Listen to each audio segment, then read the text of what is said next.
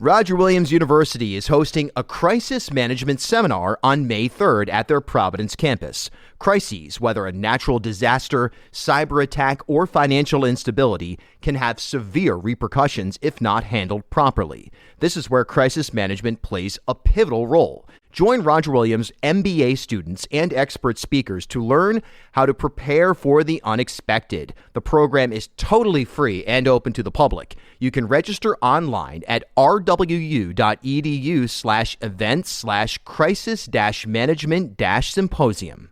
This is the Bartholomew Town Podcast. The legalization of recreational cannabis that went into effect this month can open doors for your career. If you are already in the industry or wondering what is the best path to break into the cannabis field, well, the University of Rhode Island has a program to help you become highly competitive in numerous areas of the cannabis industry.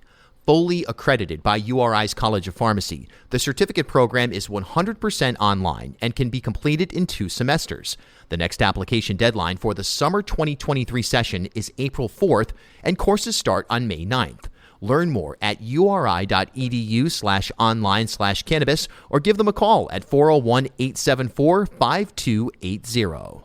All right, so it is shocking to believe, maybe just the way things are now, time maybe is sped up or something. We'll have to leave that to the physicists, but we are back here for our year in review episode, our Reporters Roundtable. And what a year, 2022, an election year, but there was so much more to this political season that even just the elections themselves, the back and forth, the shifts in the Republican Party. And of course, there are major issues that have played out over the course of the year, big stories. And that's exactly what we are here to talk about. We have Antonia Farzan from the Providence Journal making your debut here on the Roundtable. Roundtable veterans, the mighty Jim Hummel of the Hummel Report. Of course, you also see him on Fridays on PBS on the landmark Lively Experiment program, and of course in the Providence Journal as well with the Hummel Report. And Steve Klamkin, WPRO News, a regular if there ever were such a person. So for me, looking at this year, of course, the election, going into it, the election was going to be front and center. Maybe that's because we're political junkies, or at least I am. And it seemed like this was, this was a big election year. It was hyped really since 2018. There was so much talk about, well, everyone's going to run for governor. You're going to have basically all the state officers running for governor. And then you threw in the aspect of Congressman Langevin's retirement. But for me, something that I thought was interesting, and voter turnout didn't reflect this, was that the election didn't rise to a mainstream conversation level that I expected it to. And that's, again, very anecdotal. It's hard to really pinpoint that. But I wonder if you guys felt that just sort of out of the gate.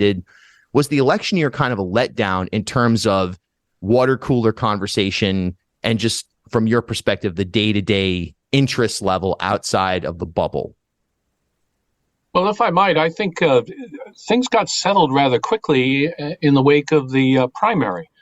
With the exception of really the race for governor and even the race for Congress in the 2nd District, most of the other races were fairly well settled, even down to the, general officers in the House and Senate races. Most of them got settled rather quickly, and it didn't engender a lot of discussion, whereas the race for governor was hot.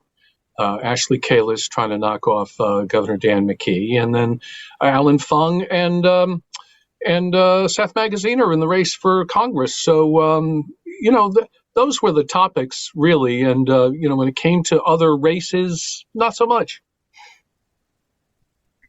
Yeah, I think it's the classic problem when there's not a presidential election that year that a lot of people are just going to tune out. I mean, I know for my friends who kind of tend to be a little bit more low information voters, not necessarily following the news every single day, right up until the election, a lot of them live in CD2 and were still asking me, like, am I in CD? Like, they didn't even know the word CD2, but am I in that race? Like, who's running in that again? Which one's the Republican? Which one's the Democrat? That kind of thing.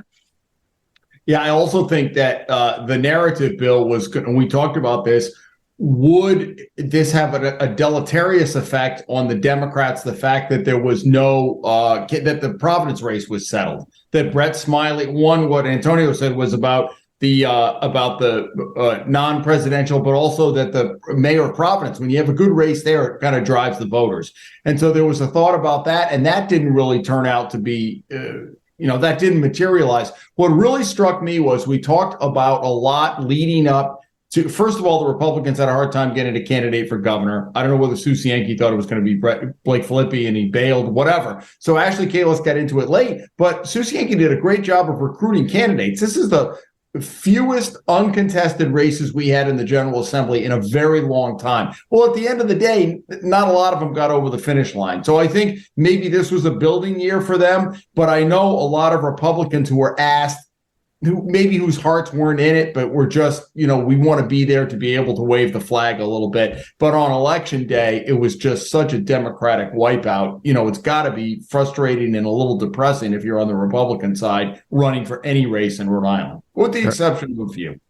Right. Certainly Alan Fung, the votes I was on a lively experiment a few weeks ago with Bob Walsh, and he said kind of from the inside perspective that the votes weren't there for Alan in the places where he needed them. And that in his mind anyway, it wasn't really ever that close, no matter what polling data was revealed or whatever the case may be. But it did seem like, I don't know, that race would be, I don't know, it just felt like Alan Fung had the momentum and somehow he was going to pull it off. But the science and the vote tally just proved otherwise. And like you said, for the Republicans in their marquee races, not able to get it done. A few pickups here and there in the General Assembly, but by and large, not a good year for Republicans in Rhode Island, even though they put forth a lot of candidates on local and statewide races. Yeah, it was also a wash, too, because if you think Dennis Algier had held that seat in Westerly for like 1,000 years, and a Democrat wound up, they had a pretty strong Republican and independent, including Caswell Cook, who's known very well down there. You know him, Bill, from being in South County, and they weren't able to pick up that seat. And of course, Blake Filippi's seat got flipped, pun fully intended, by Tina Spears. But I think the takeaway is, people complain all the time, oh, the state, and we're going down the wrong path. And wouldn't you think some of that would have translated to the state officers? And I also wonder if it's quality of candidate. I mean, honestly, Jim Lathrop, I think, was a quality candidate, but nobody really knew him. Pat Cortellessa the only reason you knew him was because he ran against Buddy Cianci twice way back in the day. I thought Aaron Gukian, I thought his race was going to be a lot closer than it was. And Ashley Kalus basically spent, $5 million to get 4%. That she wouldn't have if she just hadn't campaigned at all. Because the governor, Steve, usually gets, any opposition party race, 30, 33, 35% automatically.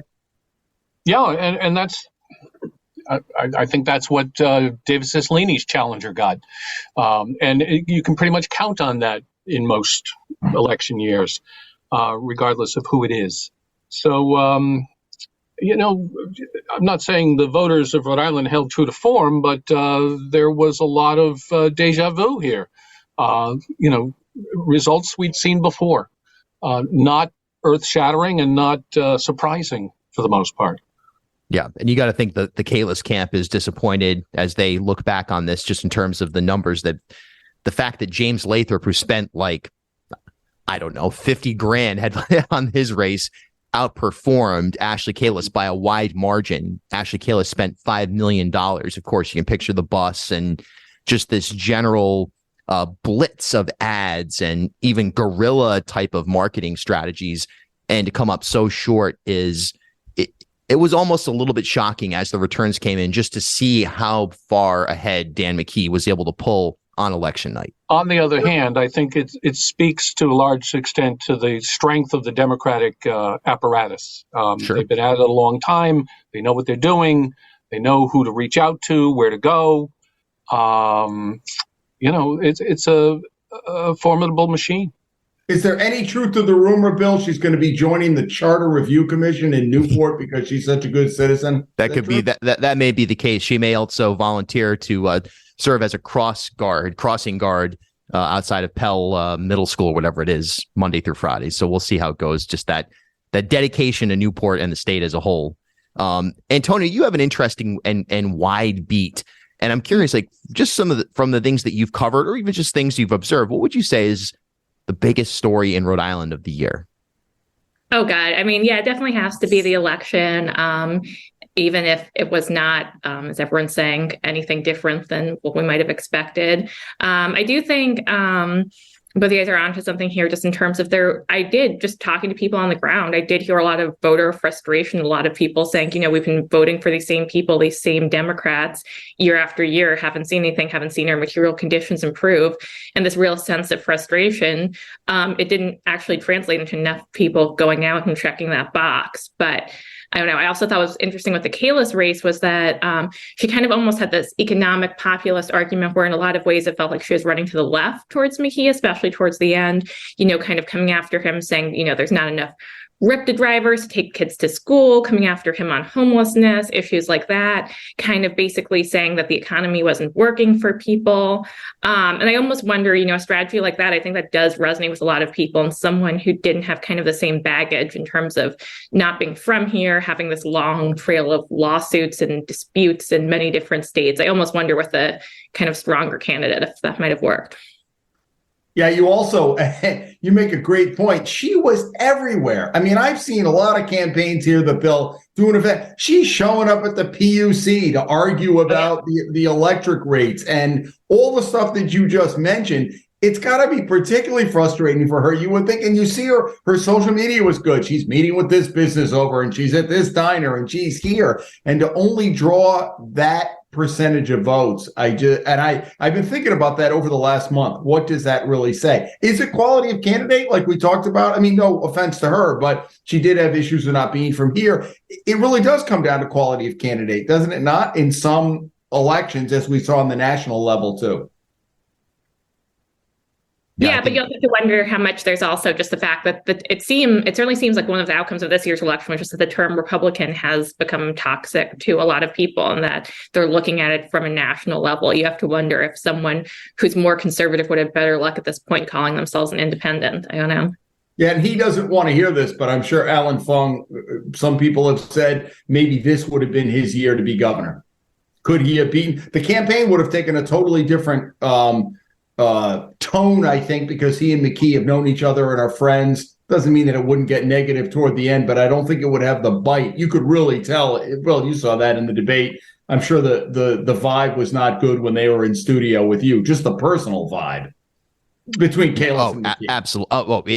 It was dark, no question about it. And in fact, this is a little bit inside baseball, but you could just tell that there was no small talk. Let's put it that way. There was no, how's the family or anything of that sort. It was total business. Walk into the studio, sit down, do a debate, and then separate and go their separate ways. And that varied greatly from even in the treasurer's race, where after we finished, Diosa and Lathrop high-fived and hugged it out and then walked out of the room together and, kind of were joking around with each other. And it's like, all right, well, that's a spirited race that got a little bit negative, but it was also on the issues. It was on experience. And the Kalis McKee race, it really turned in at times to a soap opera with the FBI investigations and whatever other specific criticisms were thrown about. It just got to the point where you as a low information voter probably lost track of which scandal was which or which.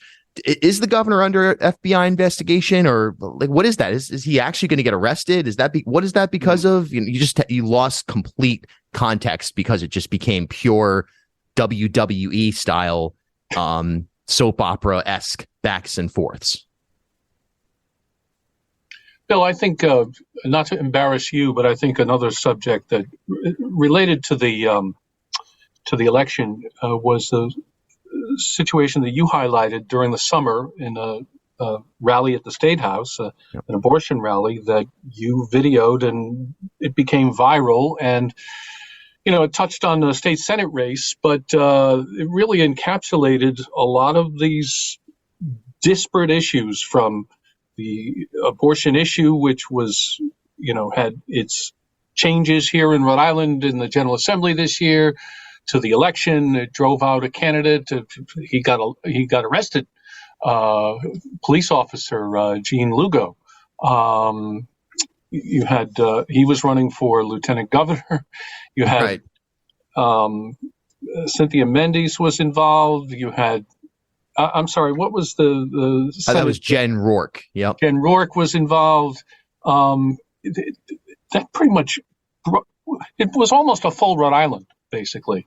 So many different aspects of the current debate came together in one location at the State House, and you happened to video it. I definitely one of the top stories. I was talking with Bill Haberman, our news director, earlier. What are some of the top stories of the year? That's definitely right up there. Yeah, definitely an interesting for me personally, being involved as the videographer in that case. And then the ensuing outrage on a national basis surrounding it, and obviously Lugo being arrested, the attempt to get him fired, and then ultimately he being found not guilty in a bench trial. It really was a microcosm of so many different issues, Republican versus Democrat, the abortion issue specifically, the role of the media in terms of we have shrinking newsrooms, but then, as Jim Hummel can attest to, sometimes it's the independent outlets that end up in the right place at the right time. So there are so many different things that were going on in that story. And I agree, it's tough to think about because I was involved in it. But I do think that just the abortion situation as a whole, the Supreme Court decision, the leaked memo, right, of course, and then the ensuing decisions, and just the approach that was taken by activists on the ground on an issue that seemed like it was it was hard to imagine it would ever become a mainstream conversation again, because it just seemed to me, and I think most people, like it was settled case law. It'd be like saying all of a sudden we're going to undo gay marriage or interracial marriage or something like that. And that seems unfathomable. But I think changes in the court is something that is certainly a major story of this year. Changes in the direction or the approach that the court seems to be taking. And that trickles down to smaller local stories like the fight at the State House that was on video. I think by the time the court rendered its actual decision, it was very little surprise. Well, I don't know, little surprise, but it was not a great surprise that they were going to overturn Roe. And that came right at the time of that rally and set to at the State House. So it just all came together all at once in the summer when it was like lightning in a bottle, really. Yeah. Well, and the ironic part of that is, Bill, the Republican won that seat. Think of right after all of that. They were all exactly. And it's interesting. Rona McDaniel, the RNC chair, over the weekend, I read an article. She said we underestimated abortion, and we really needed. And there was a lot of kind of hand wringing over what happened with the election and the quality of candidates. But she said we really misjudged it, and that translated. And we did. You saw those polls. The economy, 33% of the people say that's the most important thing. Abortion, 14%. And I almost wonder if it was like, everybody missed the boat on Trump back in 2016. It was, he'll never win the primary. Nobody's really going to. Where there were a lot of people, that was a lot more important to them, the abortion issue, when they actually walked into the polls. And I think that had a lot to do with CD2. Maybe not abortion, yes, but Magaziner stayed on message. I was really impressed with his two live television debates, that he stayed on mission about this is going to be a clown show if we have Republicans in the leadership in the House, and Alan Fung is palling around with Kevin McCarthy. I thought that really sunk in. We'll never know because we didn't do exit polling, but I think those two issues may have broken in Magaziner's way the last 2 weeks. Especially with Social Security and that issue, which Alan Fung just boxed himself into a corner on and wasn't able to fight out of, and didn't have a clear answer as to whether or not his support for a McCarthy speakership would then translate to cuts to Social Security going forward. He kept raising the issue of, well, I would never cut Social Security. My mom's on there. My sister receives government support. And the reality is no one was saying that existing recipients would have their benefits cut. It was going forward. And Alan Fung never articulated a way that he didn't even really say, hey, look, I'll be the guy in the room. If you elect me, I'll be in the room with the speaker and I'll try to persuade him, hey, we can't cut Social Security. He never articulated even those words. And I think it had a major impact on seniors and others who are explicitly concerned about that issue. As far as the abortion issue goes, I mean, one thing we were kind of hearing as the election was coming up was that maybe in Rhode Island that didn't resonate so much because abortion rights are codified into state law here, that maybe that wouldn't be a big issue. Obviously, like Jim said, we didn't do exit polling. We don't know for sure. But certainly anecdotally, what I heard and what seems to have played out is that people did care what was happening at a federal level, even if it wouldn't directly affect them right here. Or they thought maybe it would. I wonder also, there was so much talk of it, and it's a reality. You see it in rent increases, cost of living increases, home purchase prices, gas at one point. I mean, that was the thing. Gas prices were out of control, food, whatever the case may be, cost of living and disconnect with the economy. I felt like that was a big narrative this year as well that sort of played into a very kitchen table mainstream conversation that maybe is even detached from politics specifically. It's just the notion that the system it's no longer just the activists saying we're going to tear down the system's broken. Blue collar, white collar workers were saying, yeah, something's broken here. The cost of living has gotten to a point where I don't know if this is sustainable based on our income at this point. But who did they hold responsible for it? I mean, it didn't seem to be. There seemed to be a disconnect that this is going on, but do we want, I mean, you would have thought that red wave would have materialized and that they would have picked at least one officer up, maybe in the state officers or some general assembly seats. You know, Justin Price lost his out in it's a close race, but to me, I would have seen more at the ballot box. And I don't know, I think about this a lot is what was the message? It was, okay, this is all happening, but we're worried about that the Republicans can't. It's going to be interesting to see what happens the next 2 years, because I said the same thing when Trump and the Republicans took the House and the Senate. And I remember my kids were teenagers at the time and they were all mopey about, the Republicans are taking over. I said, look, 4 years goes by very quickly. Give the Republicans the keys to the car and see what they can do. And It'll be interesting to see in the House now. We're either going to continue to be really divided or they're going to have to come together to get something done, because everybody's thinking about 2024 nationally, ultimately. And I was reading today that Kevin McCarthy is now, there may be rumblings that he may not have enough votes to become speaker. So I'm sure the Republicans have to think not only, I mean, should we really be investigating Hunter Biden or should we be looking at the border and inflation and all of these other things? And if they blow it, it's going to have repercussions again 2 years from now. Unquestionably. I wonder also this issue that is playing out right now, it's been playing out for way longer than probably we can even articulate or research, but homelessness. And look, the governor's situation on with the Esplanade on the State House, and say what you will about that. It's definitely not going from a publicity standpoint, it's not going in a way that makes the governor look very good right now. Although others would argue, hey, good for him for standing up. It just seems like he's come to a head on this issue where it's not necessarily his fault. There's municipalities that don't want pop-up houses. There's limitations in what certain shelters can provide. There's limitations in how far the dollars can go in hotel rooms. There's a lot of specific issues that he faces, he being the governor, when it comes to this homeless challenge. And he has a housing secretary in Josh Saul who hasn't been able to be that public-facing voice of reason as of yet on this issue. But nonetheless, how big of an issue do you think this is as compared with a typical season with homelessness? Because it's, if nothing else, this State House protest or encampment has raised it into a daily coverage type of story for the last few weeks in print, television, and radio, no question. It had become an issue during the campaign. Ashley Kalis raised it as an example, she said, of how ill-prepared the governor was to deal with it. And I don't know that he ever really shook that image.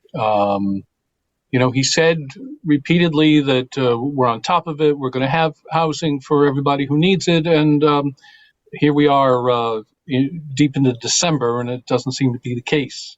So it's sort of taken on a life of its own. It has not had the kind of white-hot focus in past years, and probably because this was an election year and it became an election issue. I'm guessing that sort of drove it to the top of the agenda to the point where in the last week or two, it's been issue number one, at least facing the governor.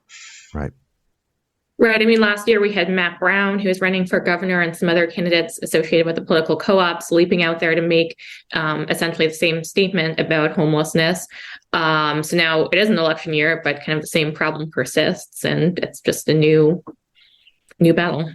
Well, what's the takeaway also? Money doesn't necessarily solve the problem. They had the issues with the Cranston Street Armory. Look, the governor's probably running into the same, workforce issues that other employers are facing. You can't just have beds and heat and food. You got to have services. You got to have people looking over it. So you got to go out to bid on these contracts. And I think that was the hang up with the Cranston Street Armory. But it's not as simple. Bill, what do they do? It's 400 million out of the ARPA money going toward affordable housing. Well, that housing just doesn't go up overnight. You have supply chain issues and workers and everything else. So, you think, wow, we got all this money sloshing around, it's going to be great. But the execution, I think that's where the governor's run into the problem. And it's a relatively small amount. I am curious about this thing where they say there's 80 encampments all over the state. Where are they? And there may be out of sight, out of mind, but it's the people in front of the State House who are grabbing the attention. Right. And for those who say that, we're loaded with money, we should just be doing X, Y, and Z. Go sit through a municipal zoning board meeting sometime and watch that, and then come back and tell us how nimble government is in those moments. Maybe Ashley Kayla should be on the Newport zoning board. There it is. We figured it out. Got through the tape. They can hold the meetings in the bus so they can go to the actual sites in question. Perfect. Hit boom, boom, boom, boom. Do a little tour. I love it. With the 80 encampments, I actually saw a map that was published. I think it was Uprise that published it, where they had basically done exit polling of street outreach workers, and they had somewhere from 78 to 84 camps that they had identified: South County, Newport, Blackstone River. And you look at it and you go, yeah, that is, I'm aware of some in Newport that I've learned about that are, on railways, former abandoned railways, things like that. But the sheer volume of having 80 camps is a statistic that makes you go, wow, this problem we knew it was bad. I didn't realize that there were 80 camps worth of people sleeping in tents and here it is. It's a day after a snowstorm. It does change it from just an ethical standpoint, no matter what your spiritual perspective is on things. Something about that just doesn't feel right. And I think that it should be more of a unifying issue, but because of how cumbersome the distribution of the funds and finding the right municipality to host, whether it's the pop-up buildings or whatever the case may be, it's become much more contentious when it really is something that everyone should say, yeah, we've got to figure out how to solve this. Let's be patient and let's get this done. It's anything but a unifying issue right now. I mean, at the same time, when you say the 80 camps, I think the numbers I've seen for the total number of people who are living on the streets in the state, I want to say, and obviously it changes all the time, but it tends to be, I think, around like 300 to 500, like several hundred. Like it's basically the population of a large apartment complex, like a large apartment building. So it's not, at least compared to other places I've lived, it's not actually that huge. It does seem like something that the scale is something that is fixable. And I think McKee's team, that's been kind of their argument they're trying to make, is this kind of almost trickle down argument that, we're building housing, we're addressing the root causes here. But yeah, as you said, that's a slow process. It's got to go through zoning boards. Most towns do not want affordable housing or transitional housing for homeless people built in their towns. So people are not seeing the immediate impact right now. But when you look at the numbers, I don't know. Compared to a lot of other places, it's actually not that crazy. You also wonder, it's like you'll never get full employment. They say 3.5% is unemployment. Right. Out of that percentage, how many people don't want to go to a shelter? Now, it may be a small amount. There's some people who don't want to go because of drug issues or they feel unsafe or any of that. So I don't know. I'm sure that people at the House of Hope and Crossroads would be able to define that better. But to all 300 of those people, if you said, come inside, we got this, this, and this, because there are people at the State House now, right? I know they want to make a point, but there are other issues with, mail only in the Emmanuel House and all of that. But I wonder if all of it was built, how many people you would still have who would prefer to stay outside. Yeah, I don't know what that number is. That's a great question. And it's tough to say because, like you said, I was at the State House last week a couple of times, and there was one person who said, hey, look, I'm not going to go to the Emanuel House. My wife is here. She's wheelchair bound. What am I going to do? Get on the bus, go to the Emanuel House, and leave her alone in the tent? So there's a lot of nuances here. There's no question about it. I wonder about stories that are interesting, fun. We haven't really ever talked about this on this episode of the show. Fun. Yeah. It's like, is that allowed? I found something interesting was the Ballard situation. I was out on Block Island on vacation during the hearing for Ballard's, of course, is this beachfront bar and music venue that for years there has been a back and forth with people in the town. Are they attracting the wrong crowd? Are they over serving? Are they serving underage? Basically, are they kind of just having their own little fiefdom over there at this in this facility? This year, it came to a head after a reggae festival where people on the returning ferry, and in some cases in the line to get onto the ferry, were fighting. There was some crazy video of Coast Guard and Narragansett police jumping off a Coast Guard cutter onto the ferry. And it turned into this whole deal where the town council, which also serves as the oversight board, said, we're going to revoke your liquor license. We're going to suspend it at minimum. And it was just a weird sort of look into a very small town, New Shoreham, and the politics there. Ultimately, the owner of Ballard's, Stephen Filippi, ran for town council unopposed and still lost to a write-in candidate.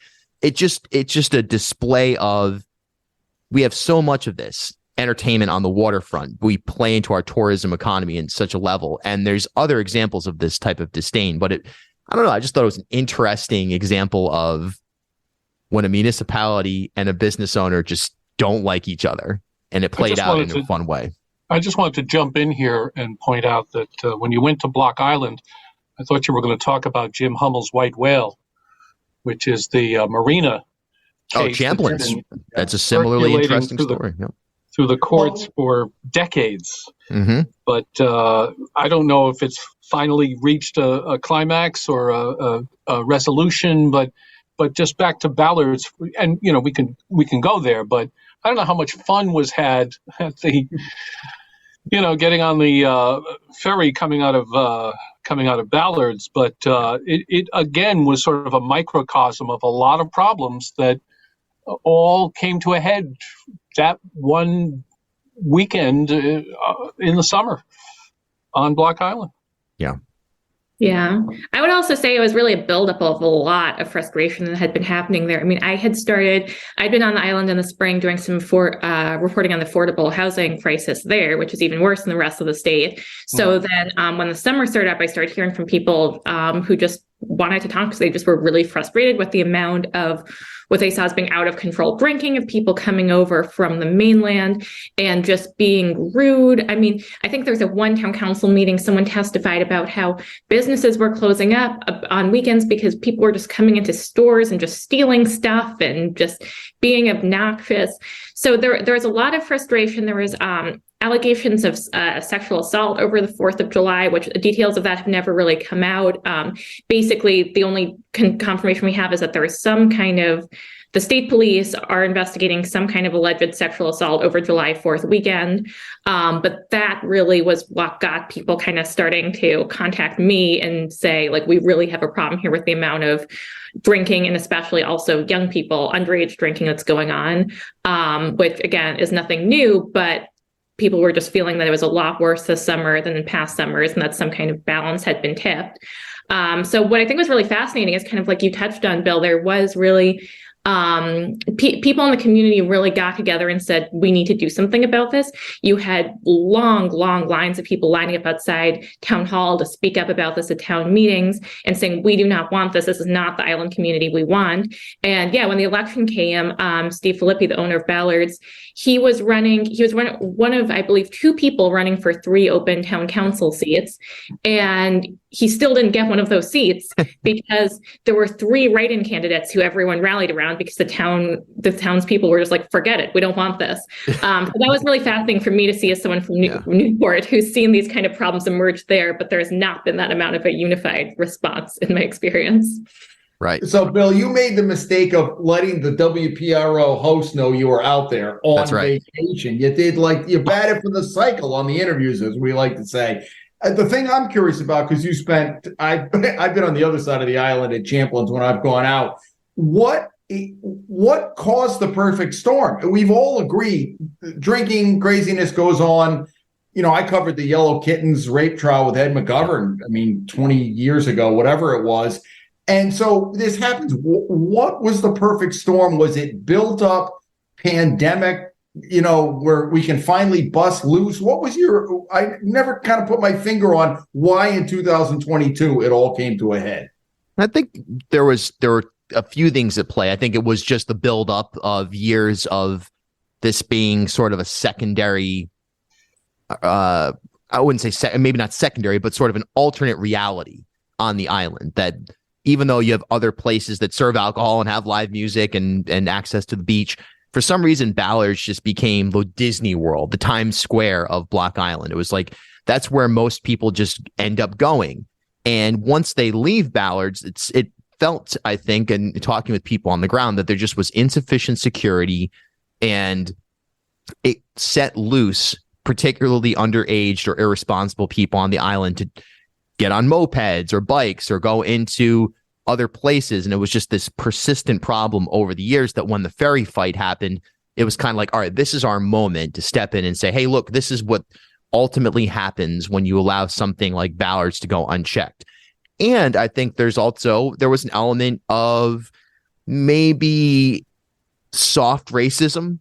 There's a country festival that takes place at Ballards in July, and there wasn't the same type of outrage at that, even though I'm told that there were a lot of drunk people walking around the island, yelling and screaming, going into nice restaurants without their shirts on, and, getting on the ferry and being obnoxious and making it uncomfortable. Now, did they fight? No, but when the reggae festival happened, I think there was an element of people who maybe wouldn't even realize it, but they said, oh, no, we can't have this here. This is too much. We can't have, and folks like, well, I'm not even going to say his name, but some of the reporters that are independent in this market went out of their way to make it a storyline of, hey, look, Ballards lets people come from Providence, get on the ferry, go there, get drunk, smoke weed, get back on the ferry and cause problems. And this isn't good for you. And that narrative was also sown, and it created an additional level of hysteria. But at the core, it was really, this is the moment that for townspeople that I spoke with at that particularly on the night of the oversight hearing, people just said, look, we've had enough, and here's our moment. You guys are here. Channel 10, Channel 12, the ProJo, the Boston Globe, and I were all there. And it's like, the attention is on Ballards right now. This is our chance to seize the moment and make our point that this thing has been going on for far too long. Yeah, but ultimately DBR flipped them. And that was crushing. Right? And that was crushing to a lot of people, because and then someone printed up these Stop Ballards stickers, and they started appearing all over the island and everything. It's a really fascinating example of municipal government, small business, state government, and just opinions clashing. Because at the end of the day, I think that's what it was. It was a clash of opinions of residents of the island saying, we don't like Ballards. We're okay with these other places, but something about Ballards bugs us. And Ballards saying, well, we don't buy into that. And ultimately DBR agreeing with Ballards on that. I wonder what other interesting stories we can close out here with, because something fun. Steve Klamkin is always at the music festival, so. Well, there's that. But was the pandemic finally declared over? In Rhode Island, we lost the health director who steered the Department of Health through it, and Dr. Nicole Alexander Scott. We had a succession of temporary directors. Yep. I think schools were pretty much back to full bore in recent months. That was definitely topic number 1, 2, and 3 in the 3 preceding years, or 2 preceding years. So Yep. You wonder if that was all a dream. We all sat there at the vets and, they had the little diagram of like grandma was out in the garage eating. And remember that? And Unforgettable. I'm thinking, was that all a dream? Did we really go through that? No more than 5 people. And then that rat line they set up, the state police hotline, which everybody called the rat line. Oh, they got 10 people over at your house. Oh, my goodness. Yeah. I was at the vets about a month ago now, about a month or 3 weeks ago for a show. And I had been for one walk previous in there show without thinking about it. It was so surreal. And the people I was with, they noticed that I kind of stopped talking and walked in, and then you go down to use the bathroom. It's like, we've done that. Those of us who were in the vets covering the COVID press conferences, I've literally gone down those stairs to use the bathroom 100 times and back up to go see what the governor has to say. And I'll never escape that. And it just kind of triggered a memory of, my life. In there. Oh yeah. Go ahead, Steve. I walk in there and I go, hey, there's my seat. Yeah. Totally. We all had seats mapped out to where you could sit and couldn't sit. And I got there one day and I was like, hey, Edith the Jello's in my seat. Remember, because they had it was at the house of it was the house, right? They were right. There. You will attest to the fact, Steve and Bill, though, that the best conversations happened in that bathroom before or after the press conference. That's no question. Yeah. That's right. Get Brian Crandall revealing something, that's for sure. The one thing that I do think about, back to a serious note going forward, is Governor McKee's had a heck of a time trying to keep, department heads. And I think that's a comment. We could probably do an hour on that as to why it is. But as he settles into his first fully elected term, he's got some big, Terry Gray got I guess he was elevated to the permanent director of DEM. But you look at DCYF, always has been a nightmare. Health, where's that going to go? Because Dr. McDonald left, and so the vacuum there, not as important now because of the pandemic has waned. But I wonder how the next 4 years is going to work with McKee, because he tried to get the increase in the pay. So that's what I'm going to be looking at in early 23 as to who's going to start filling these positions, or is he going to have to continue to go on an interim basis? No, I think he'll find people. I mean, they always do, and. I think probably there was a reticence on the part of a lot of people to take jobs knowing it could be a short-term assignment. So I think he'll fill those positions. What would you say was the most exciting story of the year, if there was anything? The thing that, as a reporter got you most like, all right, this is why I do this. I'm not a lawyer. I'm not a doctor, I'm not a whatever, because I want to be in this world to do this work. For you, what was that story? Boy, we're out there doing something every single day, right. And most of those things we've done before, but every time you get something different or a little variation, it's always well appreciated. Can I think of something off the top of my head? I will in a minute.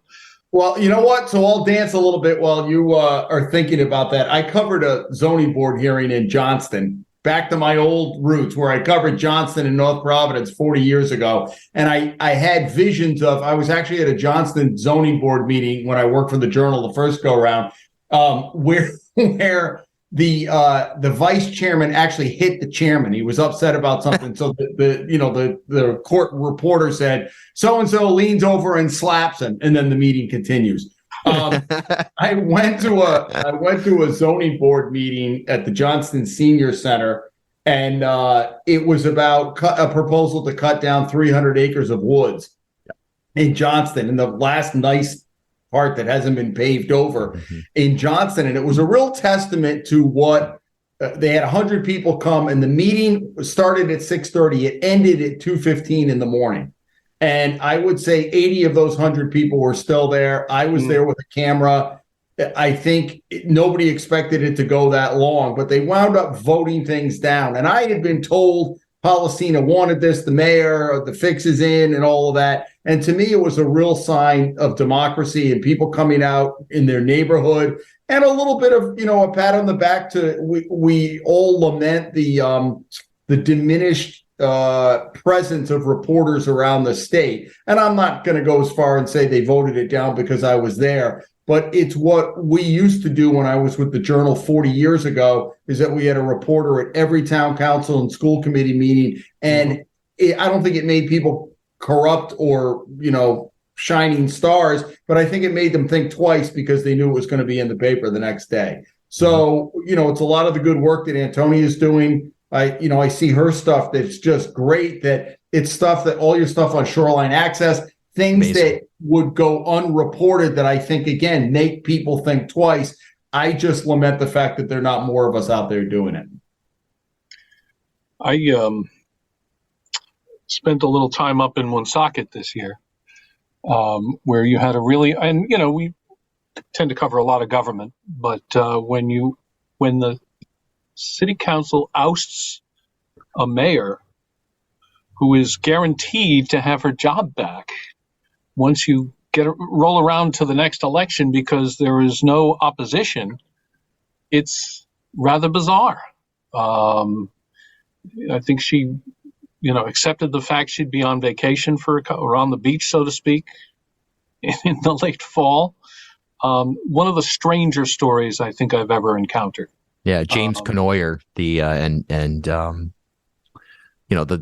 now ousted city councilors, it really backfired on them because what they did was they gave Lisa Baldelli Hunt a month off to, knowing that she would be reelected as mayor, to campaign against them and work with council candidates that would be in her court, so to speak. So it was just, you're right, that was a bizarre. And on the Dan York show, we had James Conoyer in studio for an interview with Dan that Dan cut short after. He talked himself out of an interview. Totally, after 5 minutes, because Conoyer had made a disparaging remark about the mayor's son and wouldn't take it back. And so York was like, we're done here. We're not even going to get into the issue. And you're looking at this like, man, what is going on with soccer right now? Is that an only in Rhode Island thing? Maybe not, but it's close. It's close. Never in my life did I think Lisa Baldelli Hunt would be painted as the victim. My word. All right. Yeah, I was also going to name that for my novelty story of the year. That was fascinating and bizarre. And beyond all the political drama, it also did expose this very weird quirk of Woonsocket law where the council can just decide they want to get rid of the mayor anytime they want to. And it seems like maybe no one had realized this for about 100 years. Yeah, you're right. The charter in Woonsocket is something that I actually thought that would be, I thought you might see a New York Times, a week and a half later, you're scrolling through a Rhode Island city's charter allows for its council, or this small New England city, whatever, and it would talk explicitly about the charter. And maybe it's still to come. But so we had an over under if we'd go over or under 30 minutes. We've clearly gone over it. So I want to wrap things up because I know everyone has a real job to do here. I guess the last thing I would ask is, Rhode Island media right now, we're seeing a lot of television news people departing, and I don't think that's that shocking. To me, traditional TV news we've known that it's been changing. I don't know if declining is the right word, but I still consume it personally, but it's on my computer. I watch Lively Experiment every week. That's not TV news, but it's through a streaming service. So there's changes there, but we're seeing a lot of departures of anchors and sort of big personalities from Channel 12, Channel 6 today with Doreen Scanlon announcing she's leaving. Obviously cuts at the Journal. Is Rhode Island media in a place that you as a leading journalist in this state are comfortable with? And obviously you're able to make it work. All three of you have done amazing work this year. There's no question about it. But do you think that Rhode Island, is it an overrated conversation that, oh man, other than the sheer numbers, that the quality of journalism has declined in the state? Because we hear that from time to time. And I wonder, well, it's changed, but there's still great things happening between television, radio, print, digital, and even some of the independent work that happens. I would say Rhode Island media is actually healthy, just short-staffed. In the face of the changes that we're seeing, what do you feel? How do you feel about that? I have to say, so I grew up reading the ProJo. So I definitely, when people complain to me about how it's not like it used to be, I'm very well aware of that. I mean, I was reading in the 2000s. I know it was even bigger in the 80s before I was conscious or reading. So I get where that's coming from. I don't think that they're wrong, and that, yeah, we do have fewer people, like Jim was just saying. And thank you also for the very nice things you said about me. But we definitely have fewer people. We're not able to get to all those meetings. We now are in a reality where you're not going to have someone who covers work and goes to every single work meeting. You're going to have me, trying to keep track of what's going on in every town. And if I think something interesting is happening in work, I'm going to try and be there. I will also say, though, because I worked, I left Rhode Island, I worked in Florida and Arizona and DC and kind of moved around the country. And I worked in a lot of newsrooms that did not have as much institutional knowledge as we have here. I mean, we did at the ProJo, we definitely just had a couple of retirements this year, which are definitely a huge loss. There's no getting around that. But we also have, someone like Kathy Gregg, someone like Paul Parker, Tom Mooney. We have people who've been there for decades and really know the history, know where all the bodies are buried. And I've worked in so many places where they don't pay enough. So it's all people who are under 25 and don't know anything and just, move from somewhere for the job, do it for a few years and then move on and don't have those deep roots. Here, I would say most journalists, at least on the print side, tend to live here, tend to have been here for a while. And I think people in Rhode Island don't often realize how lucky they are to have that level of knowledge. Yeah, having spent 13 years at the Journal at the beginning of my career and then 13 years at Channel 6, and coincidentally, we just marked our 13th year at the Hummel Report. So I don't know if the itch is supposed to send me somewhere else, but I'm happy what I'm doing now. I think television has become miserable, quite frankly. When I was at 6, we struggled in the ratings, but we had a great team. We loved what we were doing. I was always proud of the content. Some bean counter years ago decided that, hey, let's have the reporters shoot the video and let's have some photographers be reporters and we'll save salary. Now you have young people out at night shooting backpack live shots in not great places, and they can double their salary by going into PR or state jobs. So unless you're really committed, and I think in television particularly, one of the reasons you've seen the exodus is lifestyle. In the case of Danielle North and Doreen Scanlon, they're young mothers. And, having to work just at the anchor schedule, there's no great schedule. I was fortunate to have Monday through Friday, and I could carve a life, and my wife and I made it work. But I just think it's not as fun as it used to be. And at the end of the day, I think we all think we're in this for why are we doing this at the end of the day? And I think we all get satisfaction, the four of us here, out of what we do. Steve said he's out there every day, and I can always count on him to be there for the breaking news. Bill, you carved out the niche. Antonia, you're doing the long form stuff. So I think it comes down to individual choices, but I do think the industry, particularly television, is going to be in trouble because the money has been diluted now.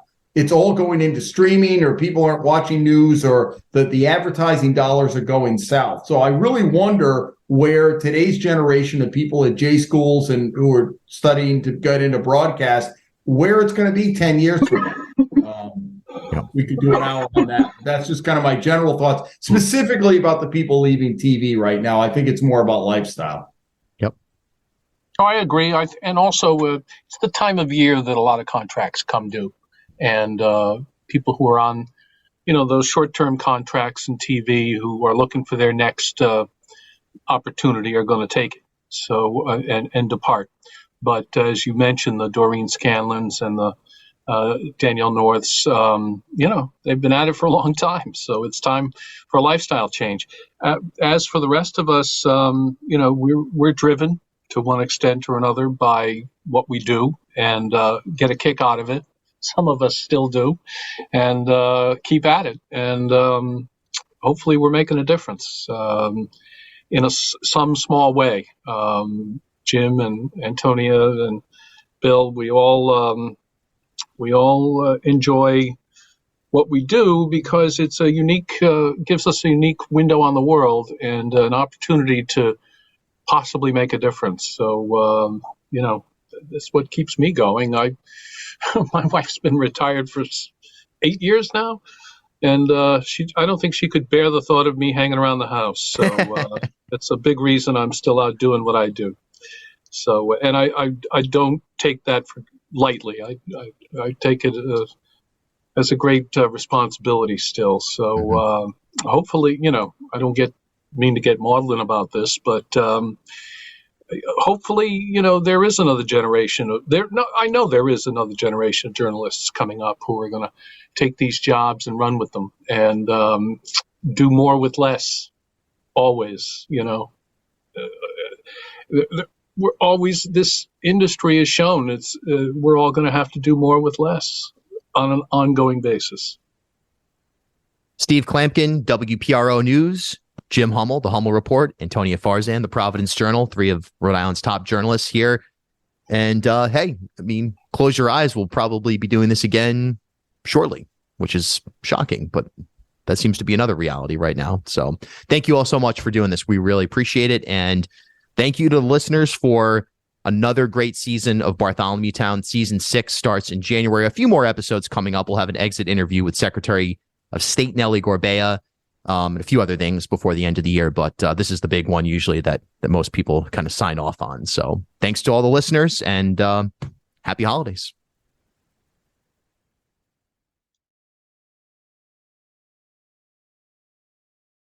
At HealthSource RI for Employers, we provide access to health insurance to more than 1,100 local businesses and nonprofits, and 96% of them renew through us every year.